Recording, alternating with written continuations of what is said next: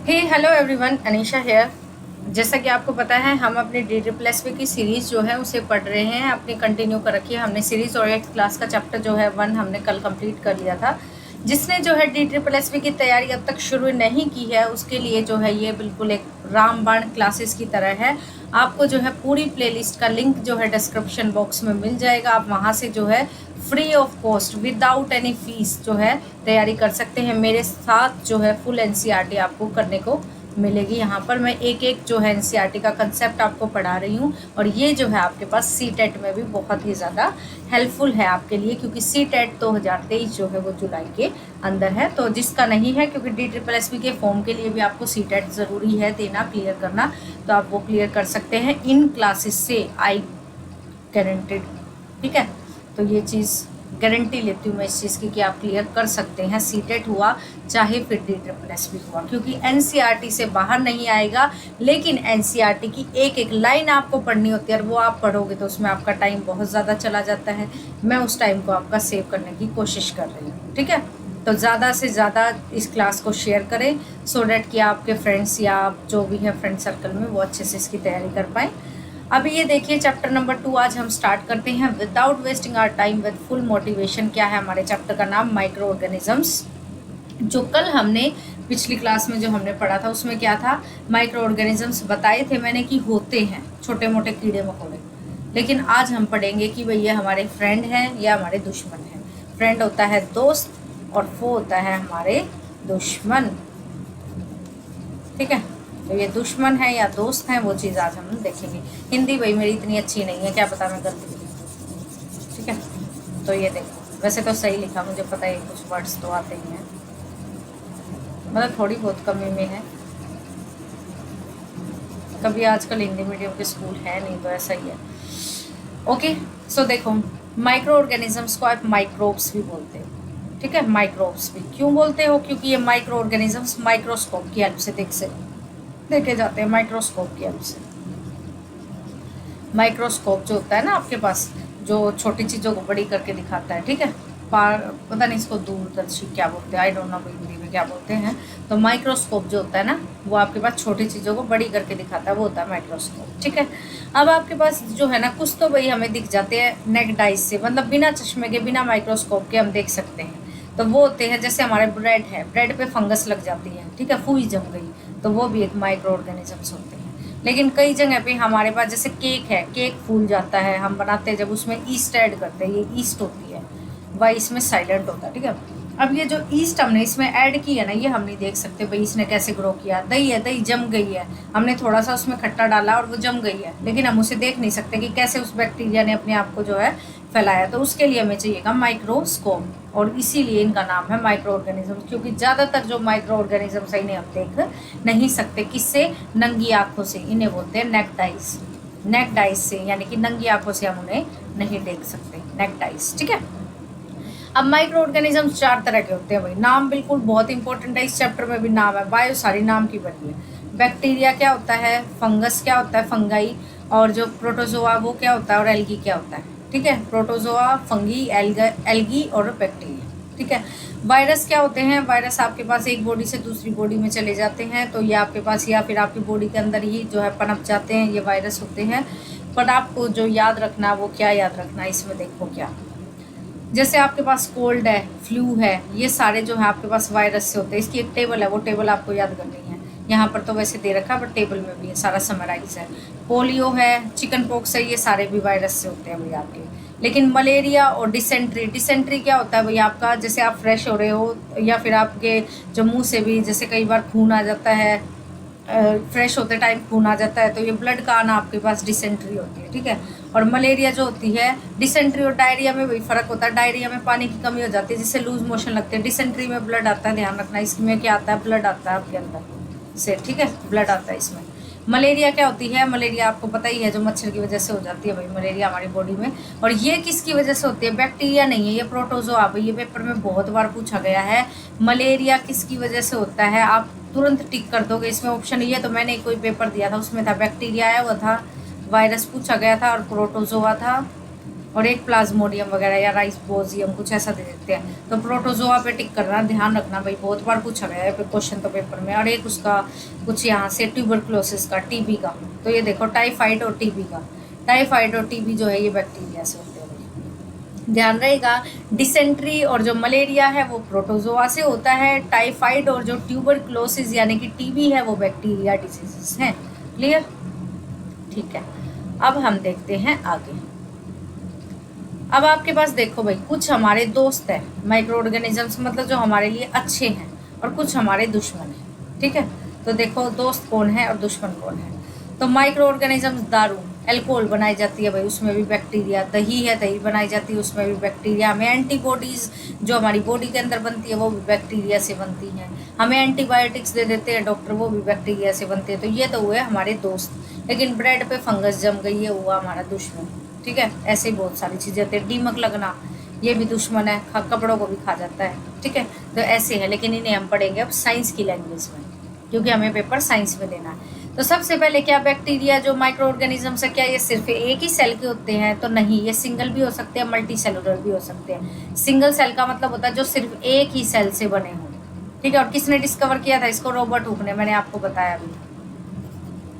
ठीक है, micro organisms जो है आपके पास सिंगल सेल्ड होते हैं, जो वो कौन कौन से होते हैं? बैक्टीरिया होते हैं, या कुछ एल्गी होती है, और प्रोटोजोआ होता है। एक और नंबर के क्वेश्चन में ये पूछ लेंगे कि इनमें से कौन सा सिंगल सेल है। तो सिंगल सेल बैक्टीरिया भी होता है, प्रोटोजोआ भी होता है। एल्गी ऑप्शन में नहीं देंगे, क्यों? क्योंकि कुछ एल्गी सिंगल होती है, कुछ मल्टी भी होती है, मल्टी सेलुलर में भी एल्गी। ठीक है, ऑप्शन में फंगी मिल जाएगा, और एक और कोई भी ऑप्शन दे देंगे। तो ध्यान रखना, एल्गी और प्रोटोजोआ सिंगल सेल है, फंगी जो है वो मल्टी सेलुलर है। क्लियर? अब आपके पास क्या है, ये हर एक एनवायरनमेंट में उग सकते हैं। ज़रूरी नहीं भाई आपके पास इसमें क्या है कि आपके पास गर्मी और ठंड हो, ये हर एनवायरनमेंट में अपने आप को अडॉप्ट कर सकते हैं, गर्मी में, ठंड में, पतझड़ में। ठीक है, लेकिन ज़्यादातर नमी में होते हैं, ह्यूमस में, और ये आराम से उड़ते हैं। ठीक है, क्योंकि बैक्टीरिया, अब ये बैक्टीरिया थोड़ी है जो ब्रेड पे आया। ब्रेड पे आया वो तो नमी की वजह से आ गई, फंगस जो लगी। लेकिन आपके पास जो आपने छीका वो दूसरे पे चला गया, वो भी तो वायरस है, बैक्टीरिया। तो ये हर एनवायरनमेंट में होते हैं, इसीलिए इनको कहा जाता है कि हर एनवायरनमेंट में। क्लियर? अब आपके पास देखो क्या है, कुछ एनवायरनमेंट में एक जैसे नाइट्रोजन फिक्सर होता है, उसका नाम होता है राइबोजियम। यहाँ पे दिए रखा होगा राइबोजियम, कहीं ना कहीं ज़रूर लिखा होगा, कोई नहीं, यहाँ नहीं है तो आगे लिखा मिल जाएगा। राइबोजियम जो पिछले चैप्टर में मैंने बताया था।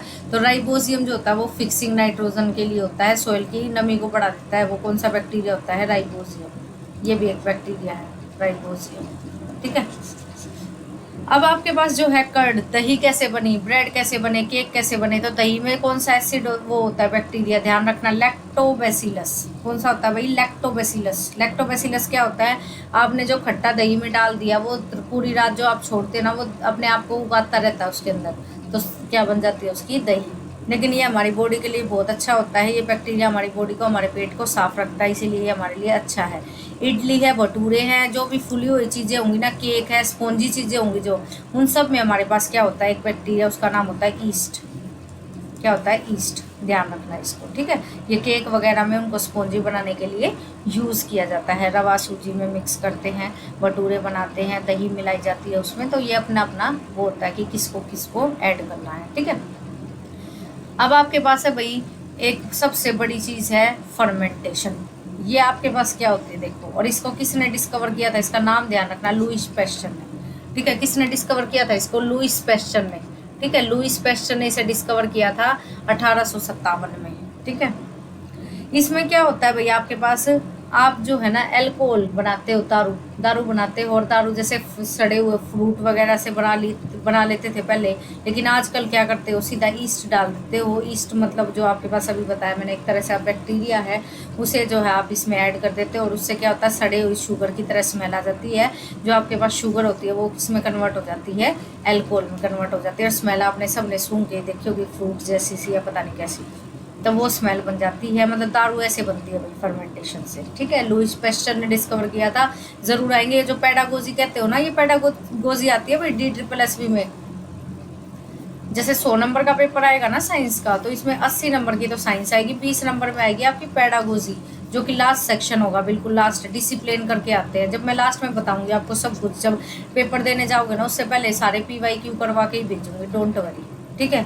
तो उसमें क्या होता है आपके पास 20 नंबर में यही तो पूछे जाते हैं पेडागोजी, और कौन सी नई पेडागोजी थोड़ी आएगी सब्जेक्ट की, तभी मैं ये करवा रही हूँ, मैं पागल तो नहीं हूँ, तो इसको ध्यान रखना, ठीक है। ये लुईस पैस्चर ने डिस्कवर किया था। अब एंटीबायोटिक्स जो डॉक्टर देते हैं भाई, पेंसिलिन होती है जो, ये एक एंटीबायोटिक है जो कि बहुत बार दी जाती है इंजेक्शन के थ्रू, कैप्सूल्स के थ्रू। तो ये भी आपके पास क्यों दी जाती है, क्योंकि ये हमारे अंदर जो है एंटीबॉडीज़ बना देती हैं। एंटीबॉडीज़ जो हमारे पास लड़ाई कर लेती है, जो भी बाहर के वायरस वगैरह आते हैं उनसे लड़ने की क्षमता बना देती हैं, और वो वायरस से हम बच जाते हैं, ठीक है। इनके कुछ नाम है, पीछे सिन सिन लग जाए इस तरीके के कुछ नाम है, बस थोड़ा ध्यान रख लो। टेट्रासाइलिन, स्टीरोपिमाइसिन, स्टीरोफाइटोमाइसिन है जो है, ये इस तरीके के आपके पास क्या है एंटीबॉडीज़ है। बस सिन सिन ध्यान रख लेना, कुछ अजीब व गरीब से है, तो पीछे सिन है, तो ये एंटीबायोटिक्स है हमारे पास। कोई पूछेगा नहीं, बट एक नंबर में तीनों दे दे और कुछ दे दे, कह दे कौन सी एंटीबायोटिक नहीं है, तो छोड़ना कुछ नहीं है भाई।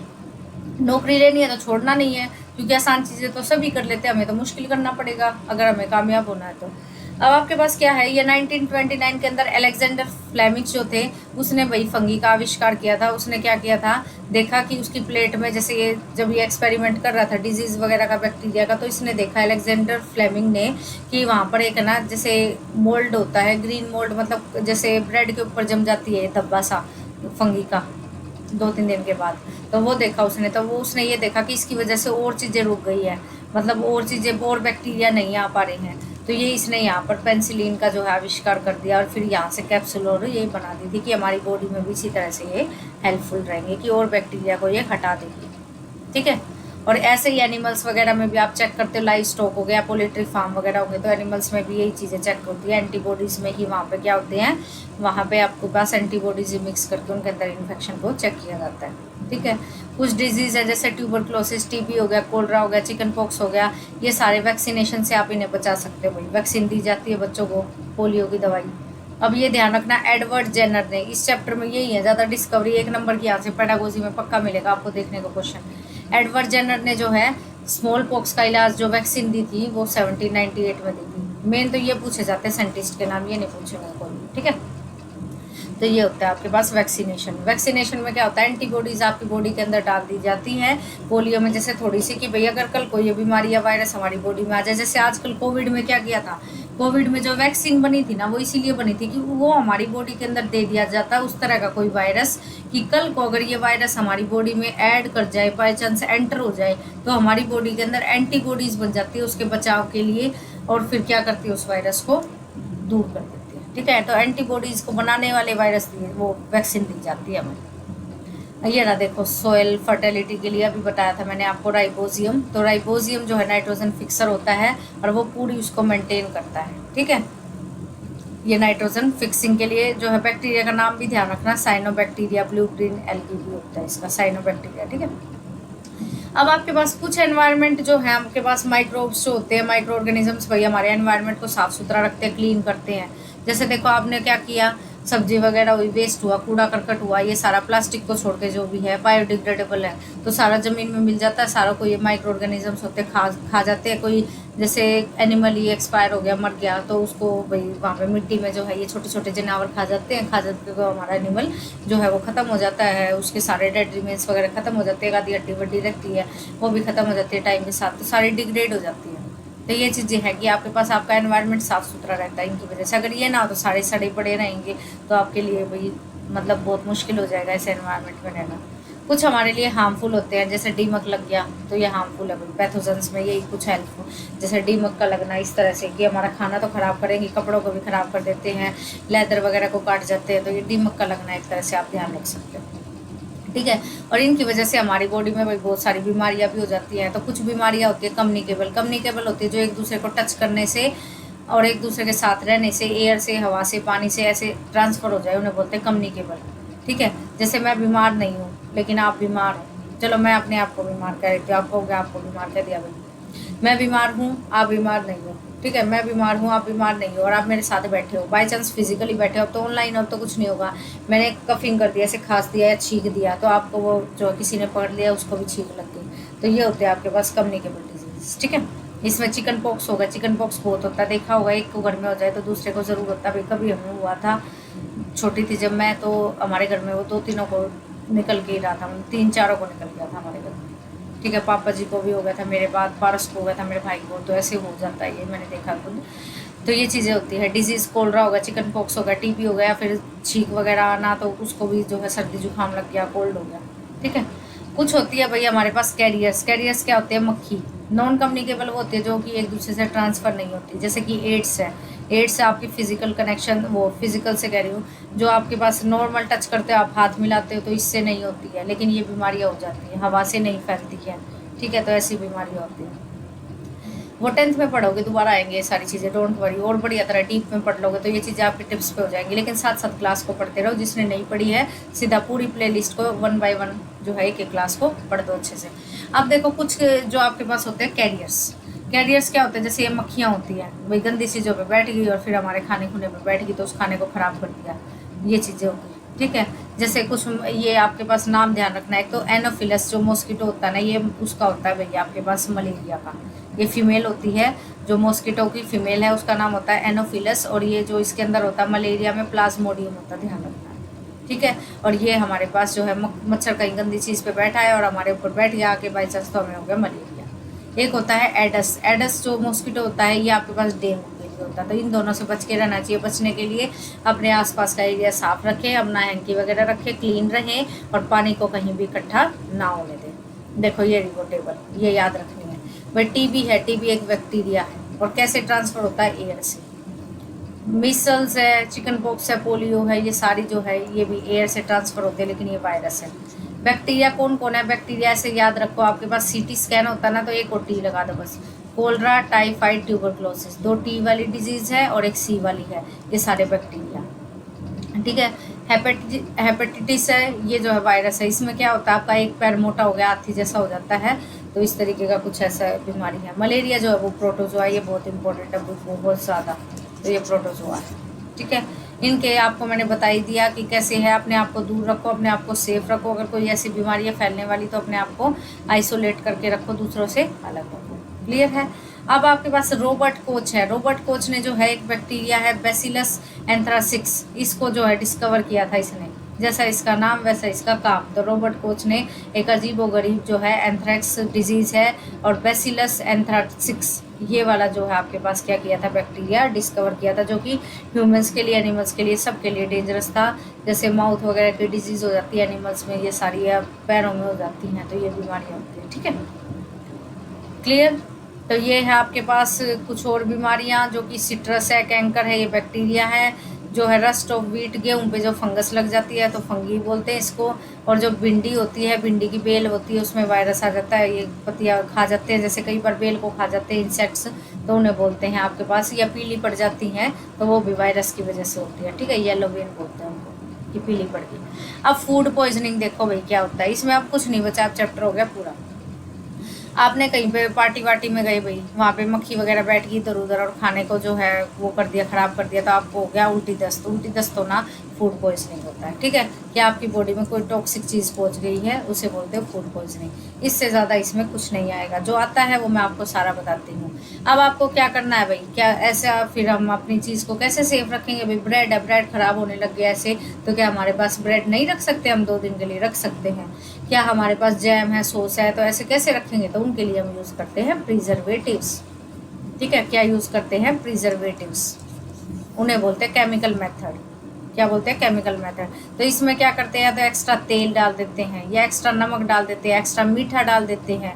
तो इस तरीके से हमारे पास अपनी चीज़ों को हम बचा के रखते हैं, उन्हें बोलते हैं प्रिजर्वेटिव्स। और प्रिजर्वेटिव्स कौन कौन होते हैं? ध्यान रखना, सोडियम बेंजोएट। एक तो है सोडियम बेंजोएट, एक है सोडियम मेटाबाइसल्फाइड। क्या है? सोडियम बेंजोएट, सोडियम मेटाबाइसल्फाइड, वही बहुत इंपॉर्टेंट है, इसीलिए मैंने इन पे फोकस किया। Sodium benzoate, sodium metabisulphite. ठीक है, ये जो आपके कॉमन प्रिजर्वेटिव्स हैं। अब कॉमन साल्ट है, जैसे आपने देखा होगा, ये मैं मॉल में कई बार चली जाती हूँ यहाँ पे पास में, तो देखा मैंने मछलियाँ वगैरह पैक करके उनमें रख देते हैं। तो वो कैसे बचती हैं भाई? उन्हें या तो फ्रिज में रखते हैं, एक तो बिल्कुल लो टेम्परेचर पे, और दूसरा उनमें नमक लगा देते हैं। नमक होता है मतलब उनकी पैकिंग के अंदर, ताकि वो ख़राब ना हो। आंवला वगैरह है, कच्चे मैंगो है, आपका टेमरिंड है, इमली वगैरह है, या फिर आप अचार वगैरह डालते हो तो सारा सोल्ट डालते हो, उसमें नमक डाला जाता है, वो इसीलिए ताकि वो बची रहे। जेली वगैरह होती हैं, ये सारी जैम होती है, उनमें शुगर डाला जाता है ताकि वो बची रहे। शुगर ज़्यादा डाल देते हैं, जिससे बैक्टीरिया अगर जो होते हैं ना, उसकी ग्रो नहीं होने देते वो उनको बैक्टीरिया को। ठीक है, ऑयल और विनेगर है ये डाल दिए जाते हैं आपके पास। अचार वगैरह में जो है ऑयल भी डालते हैं और सिरका भी थोड़ा बहुत डाल देते हैं, ताकि आपके पास जो है फिश मीट में भी, इन चीज़ों में, ताकि वो चीज़ें जो है बैक्टीरिया को ना पनप देंगे वहाँ पे। या फिर ज़्यादा गर्म एनवायरनमेंट कर देते हैं, ज़्यादा ठंडा कर देते हैं, तो ज़्यादा ठंडा गर्म भी जो होगा वो पनपने नहीं देगा बैक्टीरिया को। जैसे पेस्चराइजेशन वाला मिल्क आपका 2-3 दिन दूध कैसे ठीक रहता है, वो इसीलिए ठीक रहता है क्योंकि इसे एकदम से 70 डिग्री पे हीट करके, ये भी क्वेश्चन कहीं पूछा गया था हरियाणा के किसी एग्जाम में, HSC वगैरह में, ठीक है। तो 70 डिग्री पे जो है हीट किया जाता है आपके पास दूध को, और 15 से 30 सेकंड के लिए। आप खुद देख लो, 70 डिग्री पे एकदम से हीट करके 70 डिग्री पे 15 से 30 सेकंड उसे एकदम ठंडा किया जाता है, सडनली चिल्ड, बिल्कुल एकदम, और तब स्टोर किया जाता है। इससे वो क्या होता है, उसमें कोई बैक्टीरिया नहीं बचता, ठीक है। और स्टोरेज और पैकिंग भी आजकल नाइट्रोजन वाली गैस उसके अंदर फिल कर देते हैं, जिससे क्या होता है वो बचा लेता है अपने जो भी फ्रूट चिप्स वगैरह होती है, तो उनको ख़राब नहीं होने देता। उसकी कुछ एक वो होती है डेट की, इतनी डेट तक जो है ये ठीक रहेगा, ठीक है। उसके बाद वो गैस ख़त्म हो जाती है उसकी। नाइट्रोजन फिक्सेशन मैंने आपको बता दिया है। राइजोबियम जो है वो आपके पास दाल वगैरह वाले पेड़ों में होता है। ये क्या करता है, आपके पास नाइट्रोजन को, उसको नमी प्रोवाइड कर देता है सॉइल को, जिससे जो है वो अगली फसल के लिए तैयार हो जाती है, ठीक है। तो ये होता है, ये यहाँ पे इनमें रूट्स में मिलती है। और नाइट्रोजन साइकिल अब आपको थोड़ा सा पता होना चाहिए। 78% नाइट्रोजन, और ये सब के लिए ज़रूरी है भाई। तो ये कैसे बनी, ये सारा इस चार्ट से समझो भाई। देखो नाइट्रोजन है, अब ये नाइट्रोजन क्या होगी, नाइट्रोजन को फिक्स कर दिया राइबोजियम ने, ठीक है, फिक्स कर दिया, मिट्टी तैयार होगी। मिट्टी तैयार होगी आपके पास जो है बैक्टीरिया नाइट्रोजन फिक्स बना के, और मिट्टी तैयार होने के बाद अब आपके पास जो भी होंगे मिट्टी में, वो क्या करेंगे, आपके पास जो भी आपने प्लांट या कुछ भी उगाया है, तो उसने उसको नाइट्रोजन को ले लिया। अब नाइट्रोजन को लेने के बाद अब वो प्लांट कभी मरेगा भी, मरने के बाद वो बैक्टीरिया जो है वापस से क्या होते हैं, नाइट्रोजन में वहीं पे रह जाते हैं, और कुछ जो है नाइट्रोजन की गैस बना देते हैं, जो गैस वापस से नाइट्रोजन एटमॉस्फेयर में चली जाती है। या तो ऐसे होता है, या फिर क्या होता है, प्लांट्स यहाँ से ले लेते हैं और उनको एनिमल खा लेते हैं। एनिमल को खाने के बाद एनिमल जो एक्सक्रीट आउट होते हैं, तो मैन्योर बन जाती है, मैन्योर फर्टिलाइजेशन। तो फर्टिलाइजेशन और मैन्योर जो होती हैं, फर्टिलाइजर मैन्योर, तो वो दोनों चीज़ें आपके पास क्या करती हैं, फिर से वही बात, आ तो खेत में ही गई। तो ये चीज़ है कि आ तो खेत में ही गई वापस से। तो ऐसे साइकिल चलती रहती है। जो लाइट वो देगी एटमॉस्फेरिक नाइट्रोजन से कुछ लाइट की फॉर्म में चला जाता है, फिर से जो है वो लाइट भी आपके पास, आपको पता है सनलाइट किसको चाहिए, प्लांट्स को चाहिए, तो आपस में साइकिल ऐसे घूमती रहती है। तो ये है एटमॉस्फेरिक जो है साइकिल। लेकिन आपको यहाँ से कुछ नहीं करना, आपसे कोई क्वेश्चन नहीं पूछेगा तो सिर्फ ये कि कौन है ऐसा बैक्टीरिया जो नाइट्रोजन फिक्सर है, तो वो कौन है, राइबोजियम, ठीक है। सो क्लियर है आपको चैप्टर नंबर 2। आई होप आपको सबको समझ में आया होगा। कोई डाउट हो, क्वेरी हो, आप मुझे मेल कर सकते हैं। मेल आपको, मेरी मेल आईडी जो है डिस्क्रिप्शन में मिल जाएगी, टेलीग्राम लिंक मिल जाएगा, ठीक है, इंस्टाग्राम आईडी का लिंक मिल जाएगा, कहीं भी आप मुझे मैसेज कर सकते हैं। और अपनी तैयारी बहुत अच्छे से करो। कोई भी डाउट हो तो आप मुझसे बेझिझक होकर पूछ सकते हैं। Keep smiling, all the best. कल फिर मिलते हैं नेक्स्ट क्लास के साथ विद फुल मोटिवेशन, ठीक है। DSSS की नौकरी तो लेनी है। Okay, bye bye.